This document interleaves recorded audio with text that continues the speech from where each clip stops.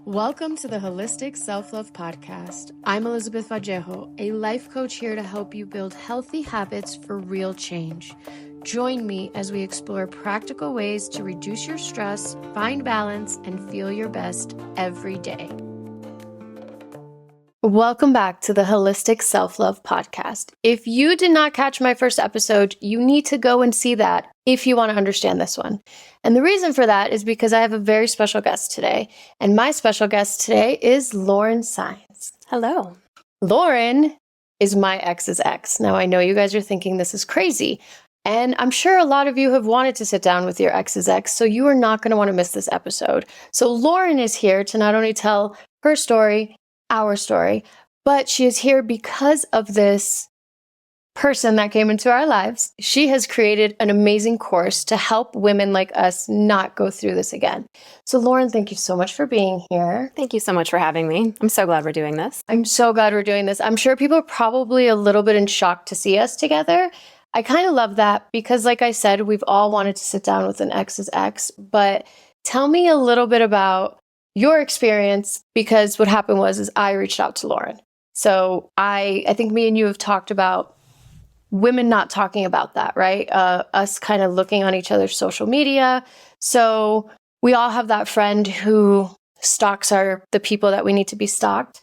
I received a picture of you moving on in your life, and I felt very strongly that I needed to reach out to you. So I just want to say thank you, and maybe tell me a little bit about what you thought when I reached out to you. Well, first of all, I just want to say thank you for reaching out, and I wish you would have done it sooner.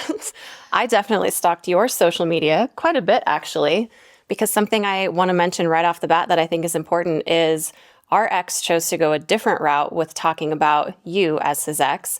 I think most guys right now talk about their ex like, oh, she's crazy, she's this, she's that. And that's such a huge red flag. We talk about that. If a guy says all of his exes are crazy, what did he do to make him crazy, right? Exactly. Whenever he talked about you, he was always complimentary. He told me that you were still friends. Anytime I saw that you were calling or texting, it was just, oh, she's checking in to say hi. I had even said, well, if you guys are friends, let's have her over for dinner. I would love to meet her because I'm not jealous. I wouldn't have had an issue with that at all. And he always had a reason. Oh, the guy she's dating isn't comfortable with it. It wouldn't be appropriate. We're just friends from a distance. And sure. So let's back up a minute because I want to talk about why I was calling him and what I think bonds us and what a lot of women go through that we don't talk about, which is financial abuse. So what me and you went through is that we both dated somebody who financially abused us. In my situation, he was not verbally abusive. He was never physically abusive. But there is something to be said about financial abuse that we don't really talk about that much in society. So the reason I was calling him is because this dude owed me money. And he owed me a lot of money. And I always wondered, and this is why I love sitting down with you, I always wondered, what does she think when I call? Because I would be so pissed if my exes was calling. And what happens with financial abuse is that these people seem to become entitled to your finances. So when you try and get that back, it's like you're having to rip it out of them. Yep. So I would have to call every month for a measly $100 because I was being sued because of something that he did. And you thought I was calling because we were besties. Yep. So that is incredible. Friends. Yeah. You guys got along just great because you're so amazing and he never had any bad things to say about you. Well, I am amazing. You actually, yeah, obviously. You're absolutely amazing and I'm glad that we're friends now.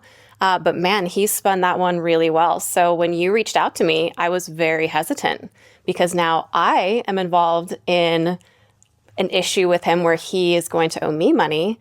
And so for you to reach out to me, I was like, is she a spy? Is she trying to get information from, why are you reaching out to me? Because aren't you guys friends? And I mean, If you recall, that was the first thing I said to you. That was the first thing you said to me. You sat down and you go, are you guys friends? And I remember looking around and going, am I friends with who? Am I being punked right now? Yeah, who am I friends with? This is somebody who has caused so much damage, because what I don't think people understand is that what financial abuse does is it doesn't just cause damage at the moment, but now every move I make in life, I think somebody's going to abuse me that way.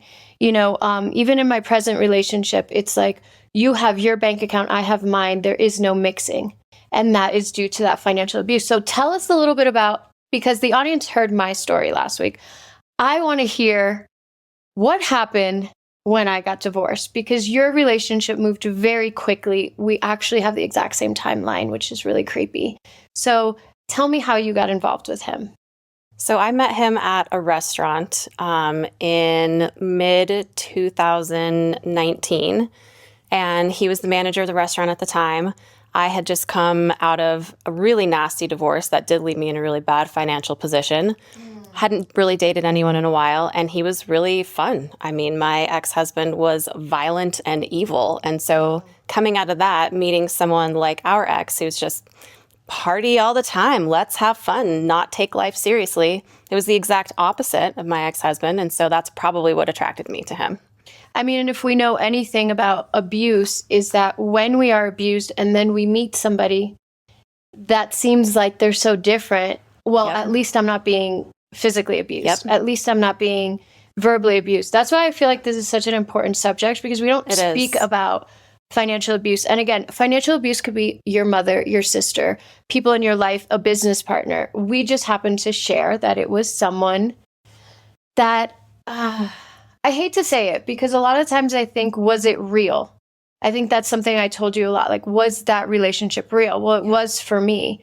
So you meet him at a restaurant. He's fun. You're coming out of a really hard relationship. How does he get into your house? Oh, man. Well, I had just bought a townhouse probably 6 months before, and I was decorating it, doing all the things. I was really excited about it. So, of course, he's super helpful. I'll come help you with all the things. The love bombing. Except financial, anything financial. So he spent a lot of time there, and he was renting a room in a house. So why would I? Okay, we're going to stop right here, because this is what I'm talking about. When I met this man, he was renting a room for someone. When he left me, he rented a room from someone. You met him that way, and now his current supply has met him renting a room from someone. Correct. So ladies, that is a red flag, okay? If somebody past 23 is renting a room from somebody, red flag. Yes. Red flag. Immediate no. Yeah. Pass on that one. Mm-hmm. But I'm sure he gave you a sob story. Oh, of course. I mean, you guys had such a bad divorce, like financially, it affected both of you. Of course, I wouldn't ask for details. That's none of my business. Mm-hmm. You don't ask those things. And now I'm like, maybe you should ask those things. Yeah. Maybe we should be asking more questions. Or maybe you just sit down with the ex and talk and be like, let's hear your side of the story. Yeah. But no, I didn't ask very many questions. That's something that I feel like really affected me negatively, is I did not ask a lot of questions, because I feel like, especially as women, we think, well, it's not really my business. I'm not going to ask him those questions. He doesn't. I want to be the cool girl. Yeah, of course, right? I don't want to be questioning and interrogating. So he just said the divorce had put him in a bad financial position. Mine definitely put me in a bad financial position. So that's why he was trying to recover from that. So he started spending a lot of time at my house, and eventually, all of his stuff was just there. And he joked, well, I'm here all the time, so I should just live here. And he didn't have a lease, because he rented a room. So it was real easy to just be like, should I pay next month or not? And I guess you are always here. So it was this period of time where he's like, I'm going to get back on my feet. I'm going to do all the things. He always made big promises. I'm not sure if he did that with you or not. Of course. That's what they do. People who financially abuse you, it's almost like a con that they have to do, right? So they have to prove to you that if you let them have this chance, this money, they are going to be so much better. And it's always like this grand scheme that they have. Yes. And us as caregivers and as people who want to be loved, we want to give them that opportunity. Yeah. Okay, so then what happened? So now he's in your house. And then he got fired from his job. Okay. Which, another reoccurring thing. We're not going to share why he got fired, but that would have been the third time that he got fired for the exact same thing. Once when he was with me, once when we got divorced, and then now. And I had no way of knowing that. So he got fired from his job. And shortly after that, I am in real estate. I had an opportunity to flip a house. It just kind of landed in my lap. I wasn't looking for it. And I couldn't say no to it. I absolutely had to take this opportunity to buy this property, flip this house. And he wasn't working. So I kind of figured that would be the way that he would pay for his rent. Yeah. We're like justifying why we're allowing them. So I want to go back to the first day that we met, because I was kind of in shock. When you're abused by somebody and you've been recovering and somebody comes up to you and goes, are you guys friends? I was kind of like, And then you start telling me the story, and then you said, he filed for divorce. And I said, why didn't you file for divorce? And can you please tell the audience what your response was? We were never married. Okay, say that again for the people in the back. I was served with divorce papers, and I wasn't married. If you live in the state of Colorado, you should be definitely paying attention to this, because Colorado has common law marriage. And what does that mean? Common law marriage means you can declare that you are married without actually being legally married, but a court does have to decide based on a bunch of different things that you actually are married. It's an old, wild, wild west law that they never got rid of. So if you couldn't find a preacher or a chapel or someone to marry you, you could say we are common law married. Okay. And I know that that benefits some people, but tell us why that didn't benefit you, because now you're in a relationship where there's all this financial abuse. You get him out of the house, and now he has the nerve to serve you with divorce papers. I was shocked, to say the least. Getting served with divorce papers when you're not married, I thought, that in itself, I'm like, am I being punked with this? How can I be served divorce papers? This should be easy enough. I'm not married. We never went down to the courthouse. There was no marriage certificate, none of that. But in Colorado, it's the easiest state to prove common law marriage. There's no time frame. I think Texas is something like 7 years. I get that question. It's the biggest question I get, the main question. How long were you guys together? It doesn't matter. We lived together for 1 day. So if you live with somebody for 1 day, they can say that you guys were married. They can file for divorce against you. I actually asked my lawyers that. I had a roommate for a while, a good female friend of mine. I said, can she file for divorce against me? And they said, technically, yes. Okay. So this point of the story is watch who you have in your house. Now I'm like looking at my dog sideways, but that was one of the things that I almost like I was like in so much shock. And I understand that all of our trauma, there's no like level on whose trauma is worse.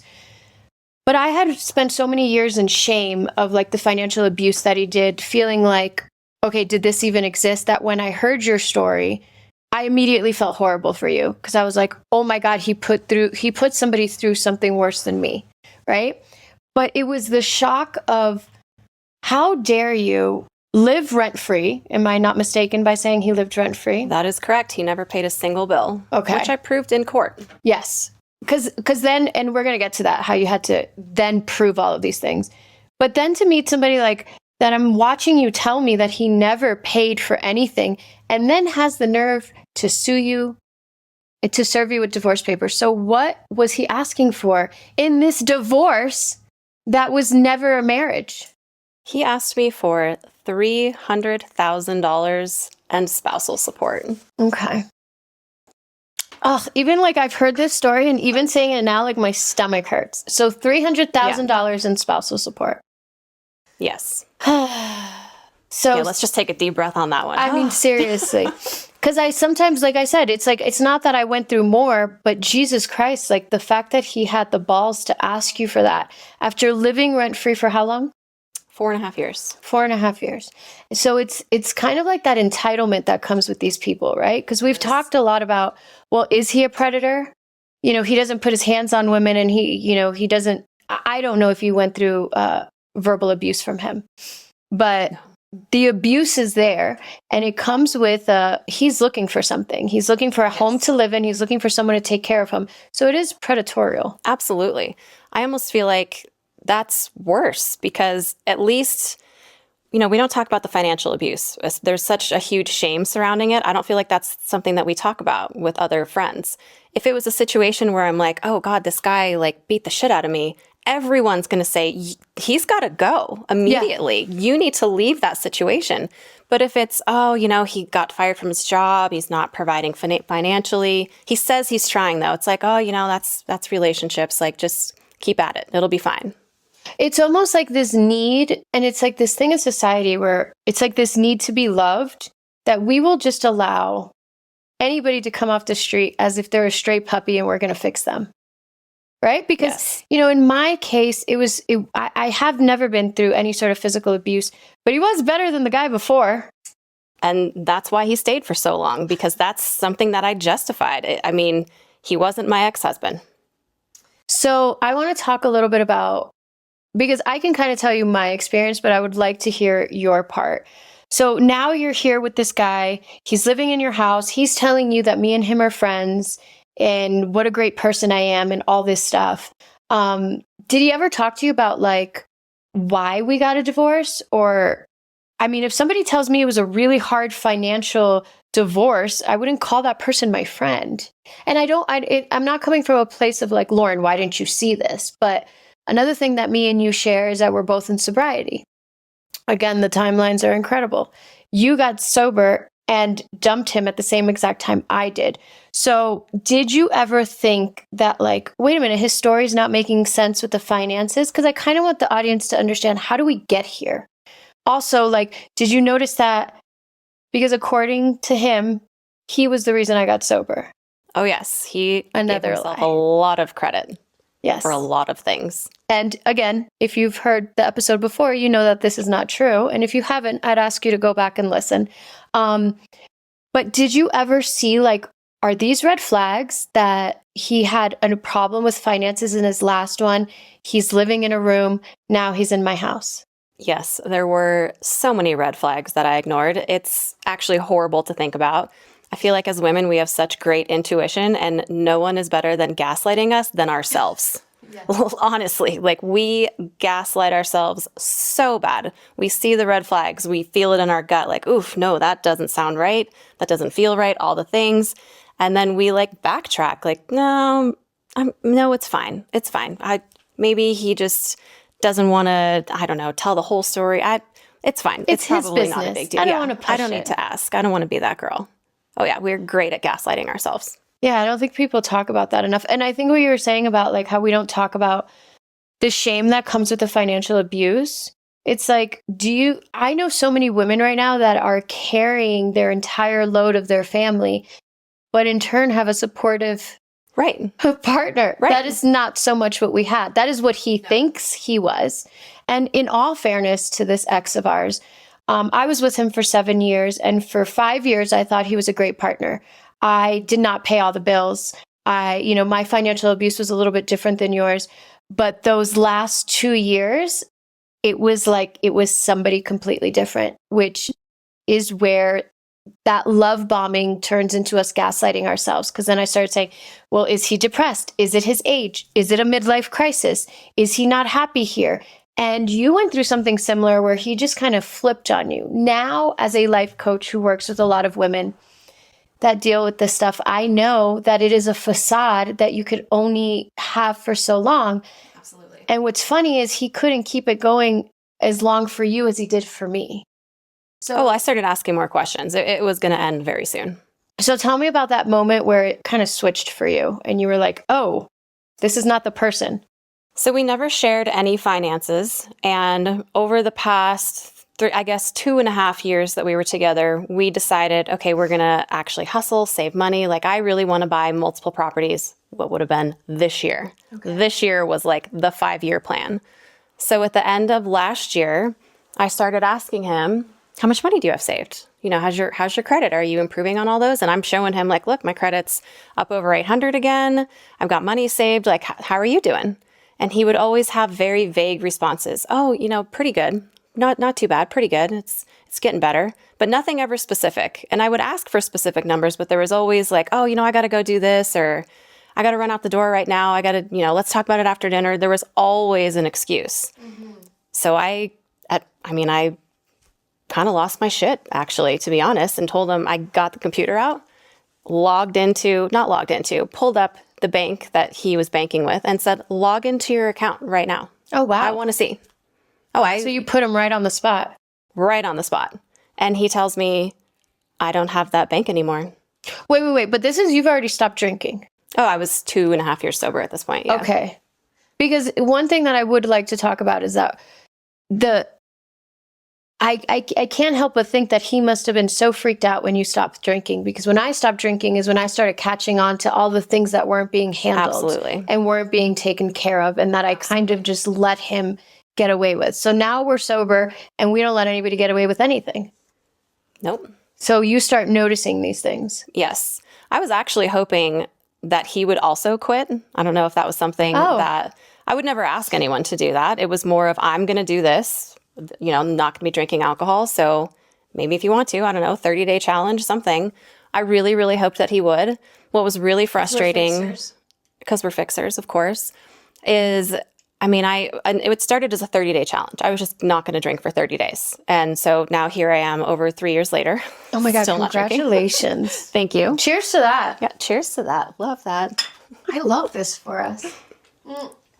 Also, in talking about that, I would like to say that you did tell me one story that I thought was so disgusting, that when you tried to stop drinking, he would put drinks in front of you. All the time. All the time. I had quit drinking. I wasn't very far into it, maybe like 30 to 60 days. But especially in the first few weeks, he'd come over and, bring like chips and salsa and like, here, I got you a beer, like already opened.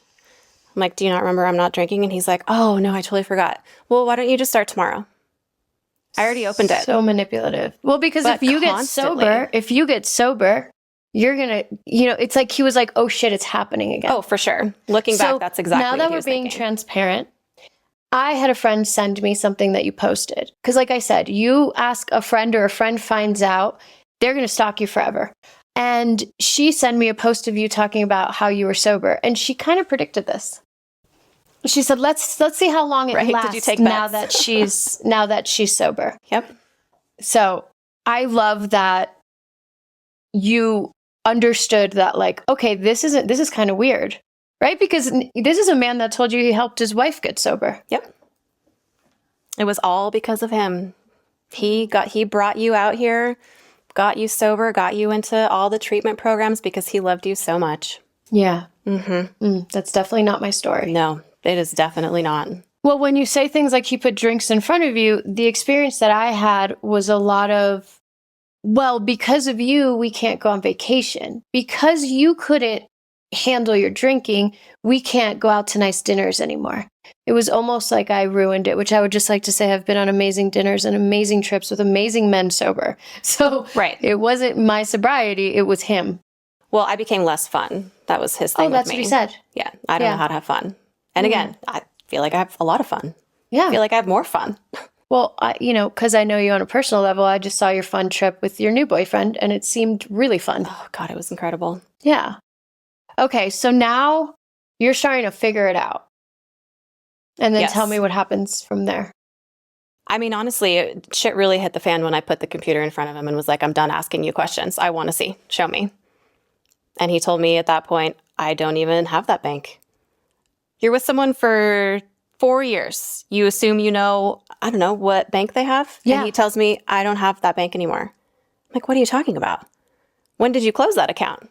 He tells me, I didn't. They did, for overdrawing it too many times. And then here you are with a credit score of over 800, which I'm not that financially savvy, but you don't overdraft when you're in that credit score. Like, you're a responsible grown up. Yeah. And he's also older than you. He is.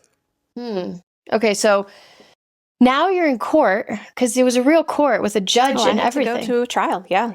I had to prove in court, in front of a judge, that I was not married, which is insane to think.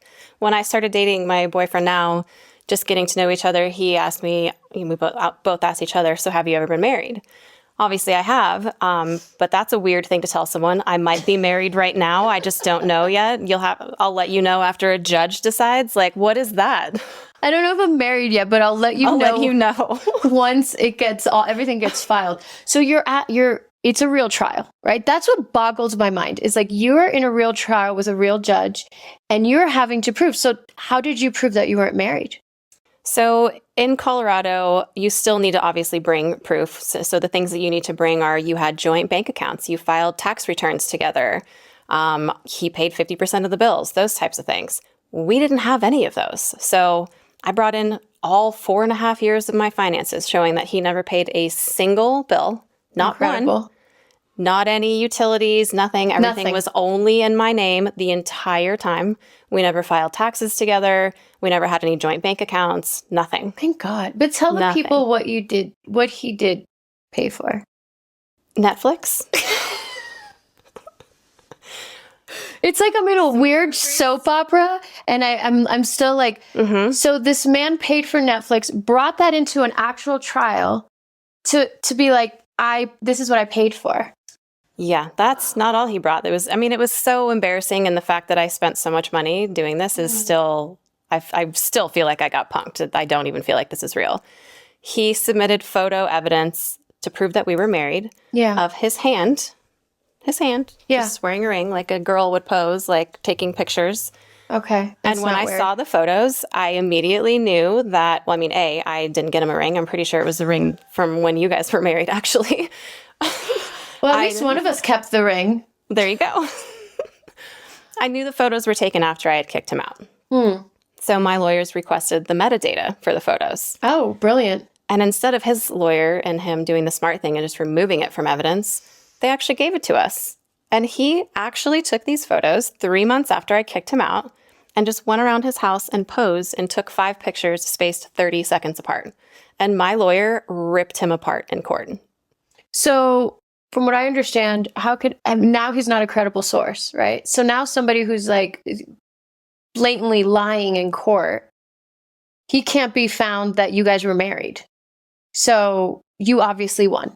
I did. Oh, well, God I still bless. lost all the money though. Yes. Because the judge said after reviewing his finances, or lack thereof, I should say, he did not grant me any legal fees because he said our ex was not in a position to pay me back. Our ex. That sounds so weird. It really does. But thank God it's our ex. Right? So tell me, because this is what I found so beautiful about you. You're kind of turning something that was just so gross into something beautiful. So tell me what you're doing so that this doesn't happen to anybody else. I mean, along with your course, what is your plan so that this doesn't happen to anybody else? So first, protecting yourself legally, honestly, this isn't something that I thought I would have to do. Yeah. This is kind of embarrassing for me to admit. I have something called Legal Shield, which I love. It's access to a lawyer 24/7. It's the most incredible thing. And I did not call them before doing any of the things with our ex. So when I met with the lawyer, they asked me, I'm just guessing you didn't talk to one of us before you moved in with someone, did you? Nope, sure didn't. But let's just stop right there. Who gets in the feelings of love, which, by the way, are described as the same feelings a heroin addict feels the first time that they take a shot of heroin, right? So that's how powerful this love hormone is. Who is going to sit down and say, let's get a lawyer involved? Also, side note, now I want to talk to a lawyer. So I want to talk a little bit about this legal situation, because now you got my mind going. I'm about to have my 15-year-old sign an NDA because I don't really trust her. But tell me about this legal shield. I want to talk about that. But before that, please tell the audience how much you spend on legal fees. To prove, by the way, that you were not married to somebody that you never married. I spent about $65,000 on divorce lawyers.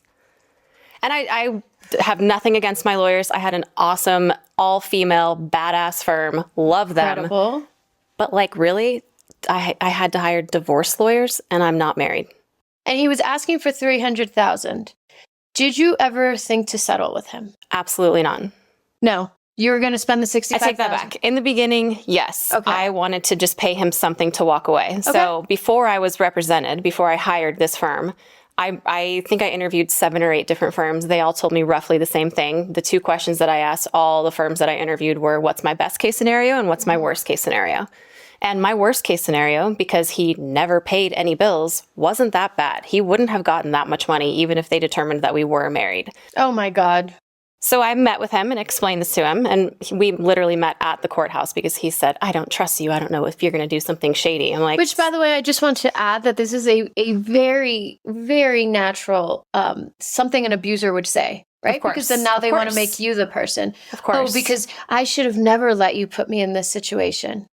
He actually said to me at one point, I would have never trusted you to pay the bills if I knew you were going to do this. I'm like, meanwhile, who would have been paying the mean? bills? The bills wouldn't have been paid. So the Netflix would have been canceled? Right? Oh my gosh. Jesus wouldn't have had Netflix. That's okay, so terrible. you meet up with him and you say what?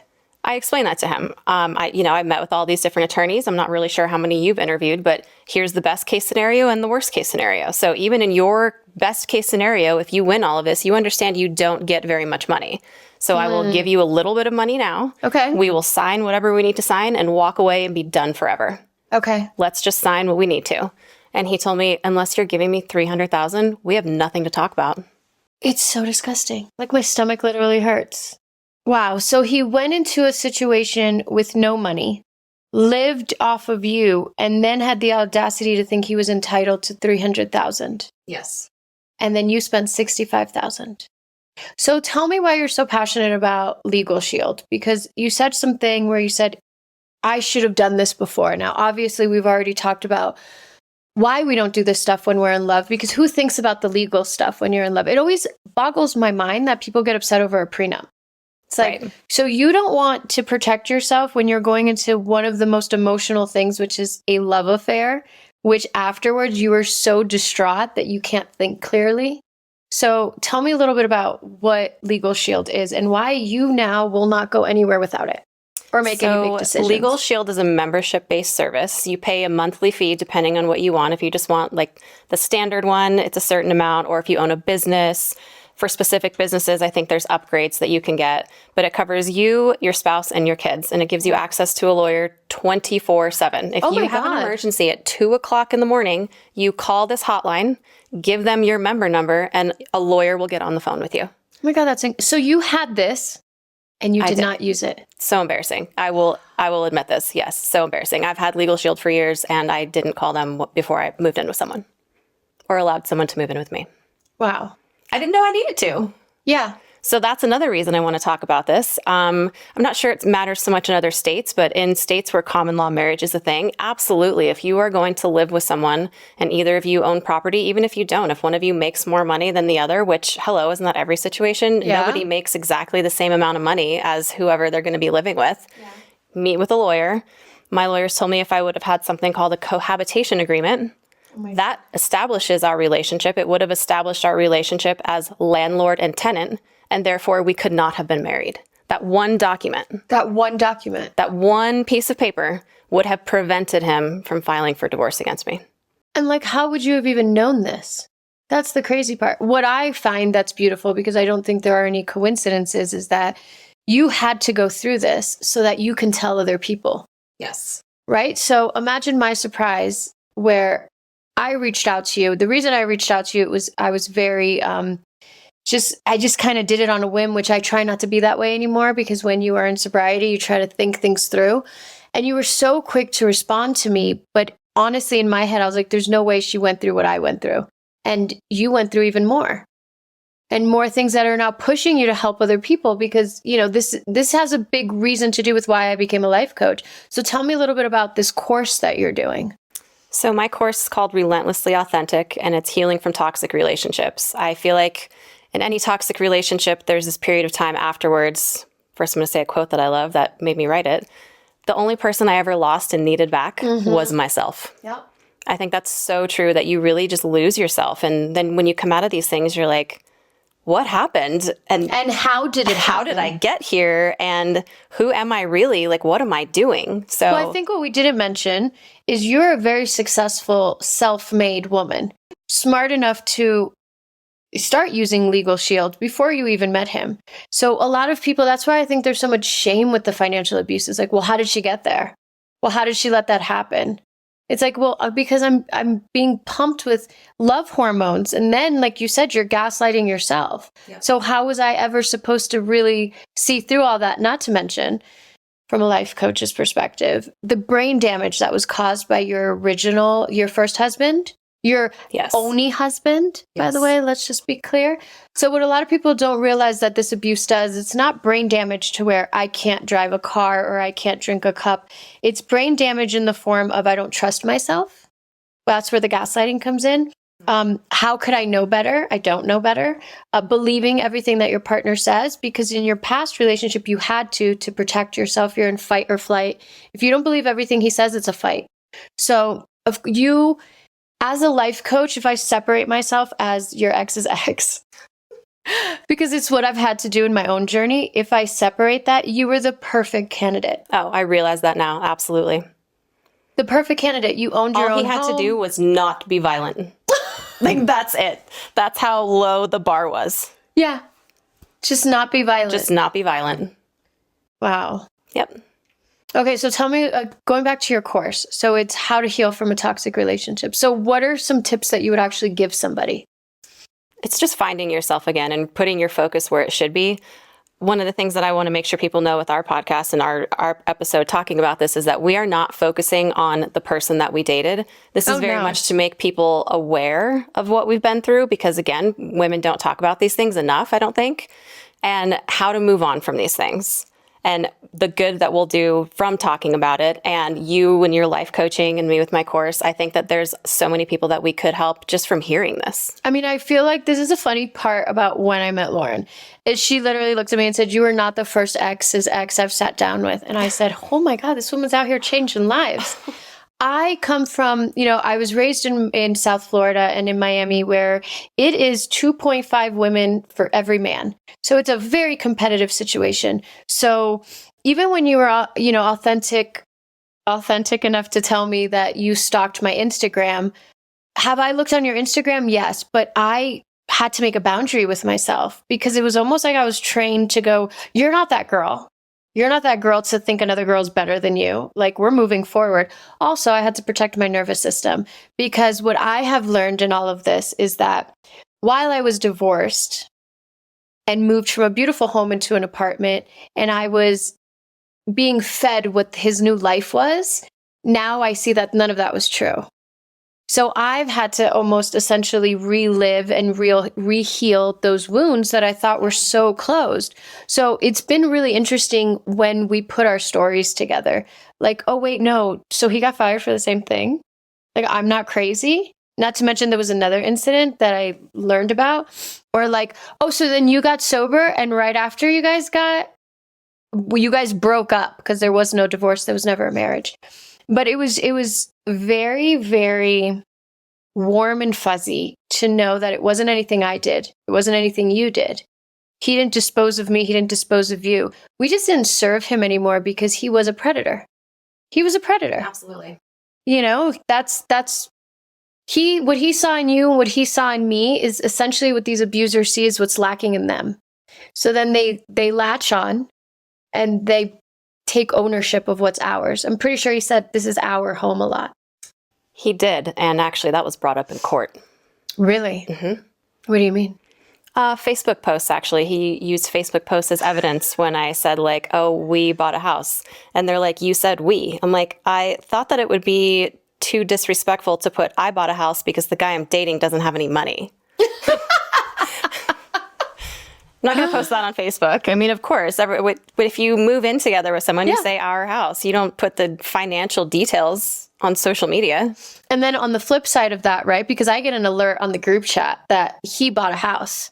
And I get the screenshot. And that, what it did to me was it really broke me down of like, I am financially a mess because of this man. We weren't financially a mess because of me. We were financially a mess because of him. Yeah.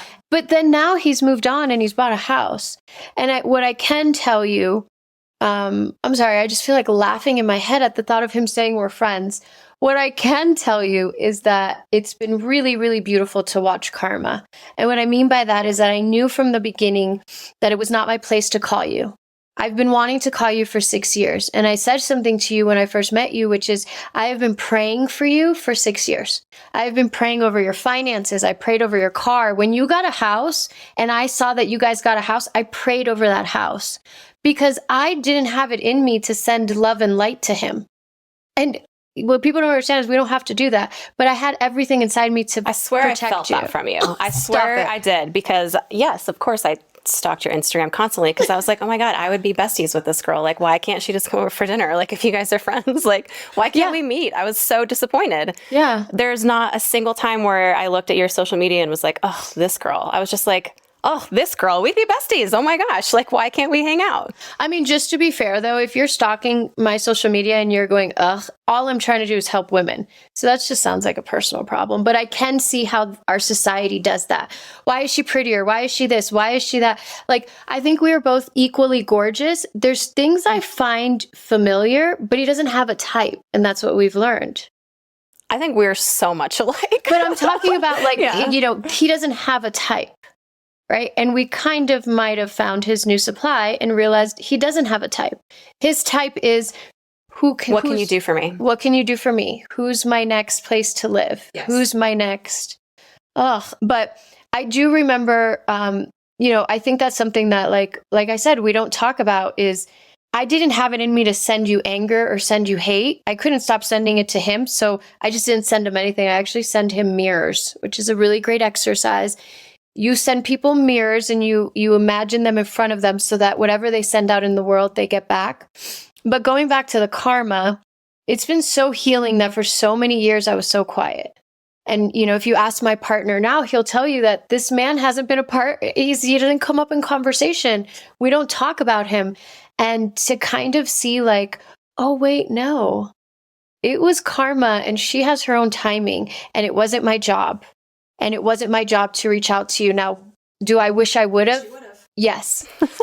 But I think you've done that and it hasn't come out. Were you the one who told me that you reached out to somebody? Because the ex said that you were the crazy one. So I'm friends with 2 different exes, now 3, including you. I love this. But they reached out to me. Oh, okay. And this was for the violent man. One of them was, and she found out about me. She didn't know that our ex-husband, that's weird to say, has been married 6 times.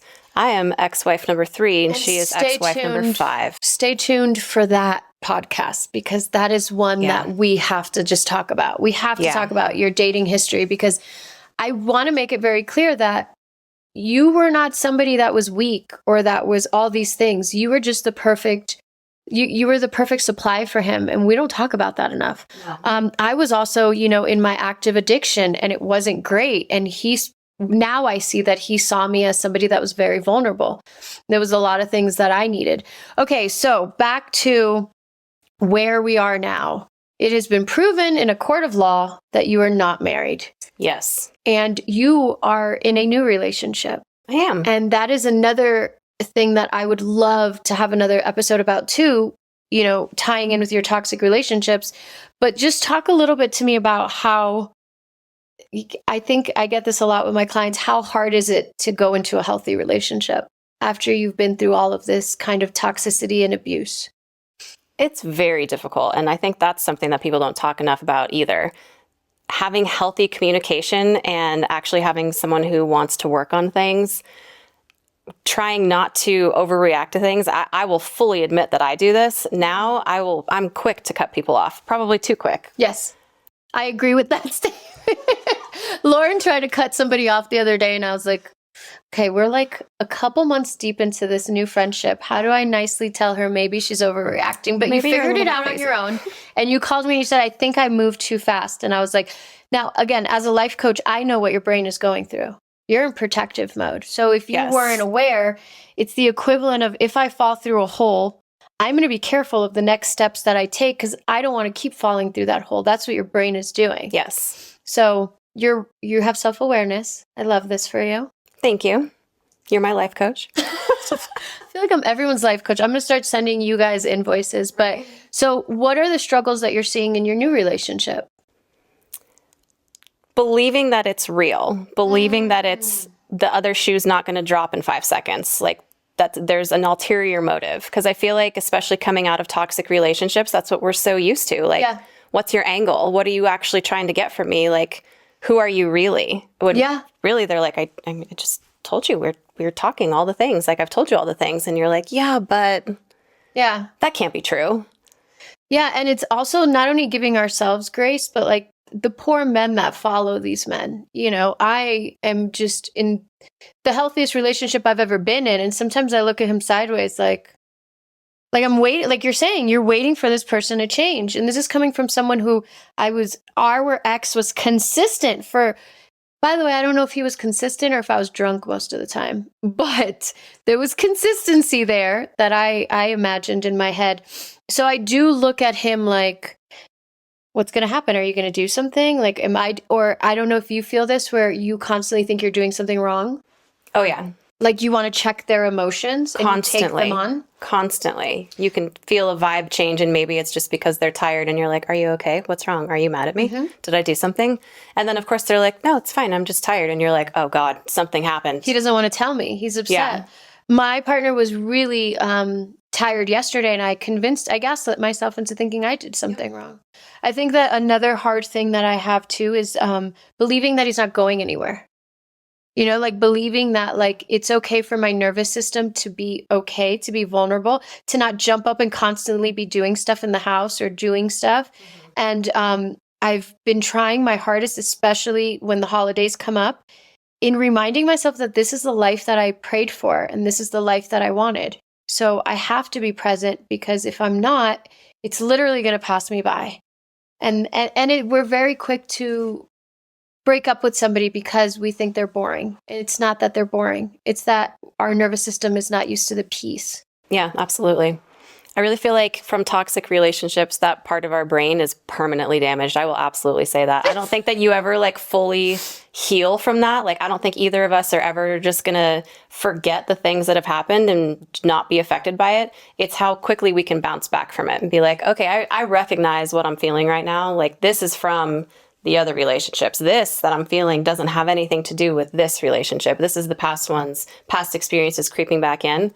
Got to get myself in check, and it's fine. Yeah, because what happens, so there is a way. Hi, I'm your new favorite life coach. It's all about rewiring your neural pathways. It's also about getting that trauma right when it happens. So that, so we're not living with PTSD our whole life. So doing the EMDRs, doing all the trauma work. Was lucky enough to get into trauma work.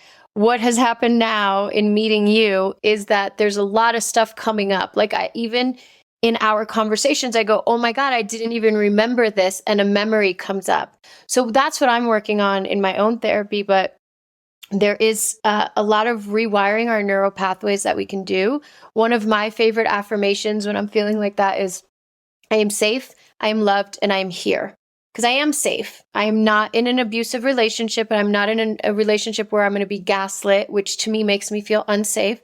I am loved, and maybe not just from my boyfriend, but there's a lot of people in my life that love me, and I'm here. So I haven't told you this. This is how similar we are. Happening? Insane that is your mantra, because after my divorce, I had to call a crisis center to get out of that divorce. We'll have to have a whole nother episode about that. My mantra was, I am safe, I am loved, I am enough. So of course we had two of the same. Oh my God, that's so funny. Okay, maybe he same order too. It wasn't even like, that's literally the order that I would say it in. This is what boggles my mind, is that the person that I am today is not the person that was married to him. So a lot of the similarities that me and you have, I feel like, are traits that I picked up afterwards, which I think is the universe just saying you guys were supposed to meet. Because I strongly believe that me and you were supposed to meet. Absolutely. And we're supposed to help other women. I mean, it's literally my life's purpose. This is my dharma. This is what I do with my clients. This is what I do with my retreats, is I help people. And the one thing that keeps coming up, and the universe keeps throwing it in my face, is this abuse from the masculine. And how, as the feminine, we are like basically under attack. I mean, I don't know if you know this, that the feminine is the woman is the most attacked animal on this planet. Sounds about right. I mean, that's a whole nother podcast about, do you go on hikes by yourself? Do you check under your car? My boyfriend doesn't know that I closed the garage before I unlocked my car to get out of it. He thinks I'm crazy. Men don't deal with that, but that's just that we can go on for days. But in response to what you're saying, there is a way to rewire your neural pathways. And that is why I created this podcast. That's why I work with women. And that's 1,000,000% why I do retreats, because we can't tell ourselves that. We can't keep, like, I can't allow a man to be the reason that I'm not okay forever. Also, I'm not going to fight with this incredible human that I have now the way that I used to fight with my ex, because that's what a lot of us do. We're fighting with our ex, just with another body. We're bringing on trauma. We're bringing on past fights. And that's how we sabotage our way out of good relationships. Yep. Well, I am so excited that you came on. I'm beyond excited that we met. I feel like this is going to be one of many. So I hope so. No, I think so. I know. Next time I'm going to be on your podcast, because I know you have a lot to say. I would like to add on the show notes, definitely, your course. So tell the people what your course is. So my course is Relentlessly Authentic, Healing from Toxic Relationships. It's an online self-development, self-paced course. It's through Teachable. It will be available early next year. Oh, beautiful. You can access it through my website, relentlesslyauthentic.com. Awesome. And then Legal Shield. Do you have a promo code? Do you have anything for us? It's also just a link, so I can send that to you. Well, thank you so much for being here. Of course. Thank you for being so open. Thank you for being so vulnerable. And yeah, thank you for being so authentic. Love you, girl. I think I love you too. Oh. Okay, so this is a holistic self-love podcast. So I want to ask you before we leave, how do you take care of yourself? And it's a two-part question. How will you be taking care of yourself today once you leave here? Because I know this was a lot that we talked about.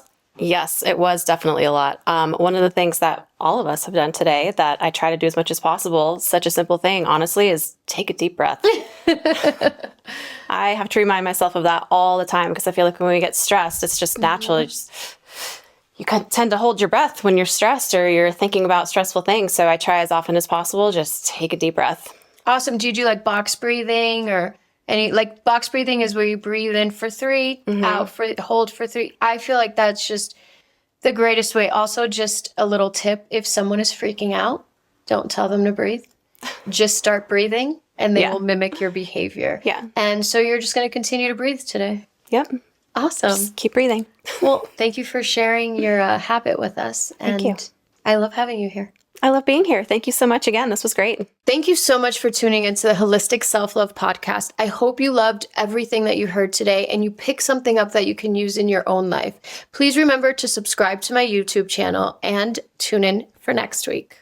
Okay, now for the legal stuff. You know, the important things that I have to say. This podcast is for educational and entertainment purposes only.